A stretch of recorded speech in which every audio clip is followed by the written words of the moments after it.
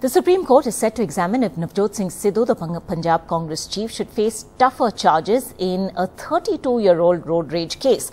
The Congress leader has now been given 2 weeks' time to respond. Sukirti joining us at this point with the latest on that. Sukirti, what's this going to mean for Sidhu?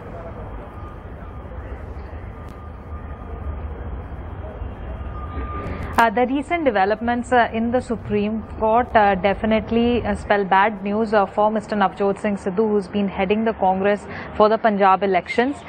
Today, the Supreme Court has sought his response on this new plea that seeks harsher punishment for him, especially under grave offences like murder as well as culpable homicide not amounting to murder. Today in the Supreme Court, Mr. Siddharth Luthra argued for the victim's family and said that he was let off, Mr. Sidhu was let off with a fine of just 1,000 rupees in 2018 by the top court, but he should in fact be charged under much graver offences like murder or culpable homicide not amounting to murder, and that's what the Supreme Court needs to look into. Mr. P. Chidambaram also happens to be a Congress leader, today arguing in the Supreme Court as a senior advocate for Mr. Sidhu, argued that this entire examination of what is the nature of the offence, all of that examination should not be done by the Supreme Court because this incident happened over 30 years ago. Now each and every detail being looked into is not what should be done.